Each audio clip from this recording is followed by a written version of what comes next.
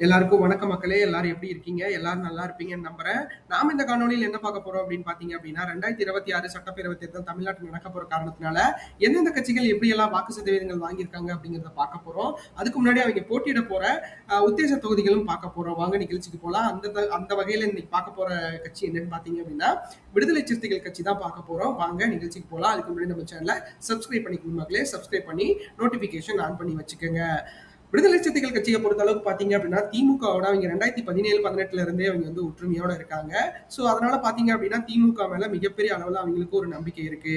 So அதனால இந்த தொகுதிகளில் கண்டிப்பா வந்து இந்த 8 தொகுதிகளில் இவங்க விடுதலை சிறுத்தைகள் கட்சி போட்டியிடுவதற்கான வாய்ப்புகள் அதிகமா இருக்கிறத நம்மளால உறுதியா சொல்ல முடியும். அந்த வகையில நம்ம முதல் தொகுதியா பார்க்க போறது செய்யூர் தொகுதி. செய்யூர் தொகுதியை பொறுத்த அளவுக்கு பாத்தீங்க அப்படின்னா இவங்களுக்கு ஒரு நல்ல வாக்கு வங்கி இந்த இடத்துல இருக்கிறத நம்மளால உறுதியா சொல்ல முடியும். ஸோ அதனால பாத்தீங்க அப்படின்னா செய்யூரை வந்து அவங்க தேர்ந்தெடுக்கிறதுக்கான வாய்ப்புகள் அதிகமா இருக்கு அப்படிங்கிறத நம்ம உறுதியா சொல்லலாம். அடுத்து பாத்தீங்க அப்படின்னா புவனகிரி, கடலூர் மாவட்டத்தில் இருக்க புவனகிரியை பொறுத்த அளவுக்கு பாத்தீங்க அப்படின்னா இவங்களுக்கு ஒரு நல்ல வாக்கு வங்கியை அவங்களுக்கு பெற்று தருவதற்கான வாய்ப்புகள் இருக்கு. ஏன்னா போன தடவை பாத்தீங்க அப்படின்னா ஒரு நல்ல வாக்குகளை இந்த இடத்துல பெற்றிருந்திருக்காங்க அப்படிங்கிறது நம்மளுக்கு உறுதியான தெரிஞ்ச விஷயம் தான். 2016 தேர்தலையும் புவனகிரியில வந்து இந்த விடுதலை சிறுத்தைகள் கட்சி நல்ல ஒரு வாக்கு வங்கியை தான் இந்த இடத்துல பெற்றிருக்கிறாங்க. அவங்க 17.70% வாக்குகள் இந்த இடத்துல வாங்கி மிகப்பெரிய அளவுல வாக்குகளை வச்சிருந்தாங்க அப்படிங்கிறது குறிப்பிடத்தக்கது. ஸோ அதனால 2026 கண்டிப்பா இந்த தொகுதிகளை திமுக கூட்டணியில அவங்க கேட்கறதுக்கான வாய்ப்புகள் அதிகமா இருக்கு அப்படிங்கிறத உறுதியா சொல்லலாம். அடுத்து காட்டுமன்னார் கோயில். காட்டுமன்னார் கோயிலை பொறுத்தளவுக்கு பாத்தீங்க அப்படின்னா விடுதலை சிறுத்தைகள் கட்சியோட முதல் எம்எல்ஏவான திருமாவளவன் அவர்களை தேர்ந்தெடுத்த தொகுதி அப்படிங்கிற காரணத்தினால கண்டிப்பா காட்டுமன்னார் கோயிலை வந்து அவங்களே தான் இந்த 2016 கூட அவங்க வந்து காட்டுமன்னார் கோயிலை வந்து அவங்க போட்டிட்டு இருந்தாங்க அப்படிங்கிறது குறிப்பிடத்தக்கது. ஸோ அதனால பாத்தீங்க இந்த தடவை வந்து அதை கேட்டு பெறுவதற்கான வாய்ப்புகள் இருக்கிறத நம்மளால உறுதியா சொல்ல முடியும். அது எந்த வகையில் இருக்க போகுது அப்படிங்கிறத நம்ம பொறுத்திருந்து பார்க்கலாம். அடுத்து பாத்தீங்கன்னா நாகப்பட்டினத்தை பொறுத்தளவுக்கு பாத்தீங்க அப்படின்னா இந்த தொகுதியில வந்து இது வந்து பொது தொகுதியா இருக்க காரணத்தினால கண்டிப்பா அந்த ஆளூர் ஸ்ரீனிவாஸ் அப்படிங்கிறவர் தான் போட்டிடுவாரு அப்படிங்கிறதுல உறுதியா நம்ம நம்பலாம். அது எந்த அளவுக்கு எப்படி இருக்க போகுது, என்ன பண்ண போறாங்க அப்படிங்கிறத நம்ம பொறுத்திருந்து பார்க்கலாம்.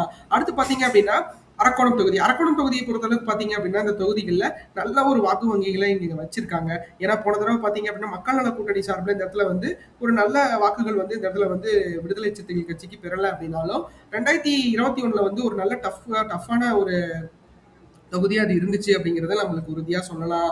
ஸோ அதனால பாத்தீங்க அப்படின்னா இந்த தொகுதியை வந்து அவங்க தேர்ந்தெடுக்கிறதுக்கான வாய்ப்புகள் அதிகமா இருக்கு அப்படிங்கிறத நம்ம பொறுத்திருந்து பார்க்கலாம்.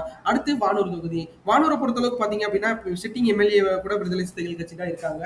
ஸோ அதனால பாத்தீங்க அப்படின்னா அது எந்த பிரச்சனையும் இல்லை. ஸோ அதனால வானூர் தொகுதியை அவங்க தேர்ந்தெடுக்கிறதுக்கான வாய்ப்புகள் அதிகமாக இருக்கு அப்படிங்கிறத நம்ம உறுதியா சொல்லலாம். அடுத்து வந்தவாசி தொகுதியை பொறுத்தளவுக்கு பாத்தீங்க அப்படின்னா விடுதலை சிறுத்தைகள் கட்சிக்கு இந்த இடத்துல வந்து ஒரு நல்ல வாக்குகள் இல்லை அப்படின்னாலும் அவங்க வந்து 2016 தேர்தலில் இந்த இடத்துல வந்து போட்டிட்டு இருக்காங்க. ஸோ அவங்களுக்கு ஒரு 4.5% வாக்குகள் வந்து மக்கள் நல கூட்டணி சார்பில் போட்டிட்டு கிடைச்சிருக்கு அப்படிங்கிறது உறுதியா தெரியுது. ஸோ அதனால என்ன பண்ண போறாங்க அப்படின்னா டிஎம்கே வந்து இந்த தொகுதியை கண்டிப்பா வந்து விடுதலை சிறுத்தைகள் கட்சிக்கு இணைக்கிறதுக்கான வாய்ப்புகள் அதிகமா இருக்கு அப்படிங்கிறத உறுதியா சொல்லலாம். அடுத்து பாத்தீங்கன்னா திருப்பூரை பொறுத்தளவுக்கு பாத்தீங்க அப்படின்னா இந்த தொகுதியில ஏற்கனவே சிட்டிங் எம்எல்ஏ எஸ் பாலாஜி அவர்கள் இருக்காங்க.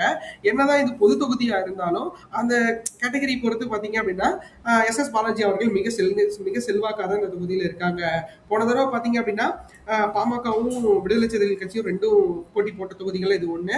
ஸோ மிகப்பெரிய அளவுல வந்து இந்த தொகுதிகளில் வந்து அவர் பாலாஜி வந்து ஒரு சின்ன வாக்குகள் வித்தியாசத்துல வெற்றி பெற்றிருந்தாரு.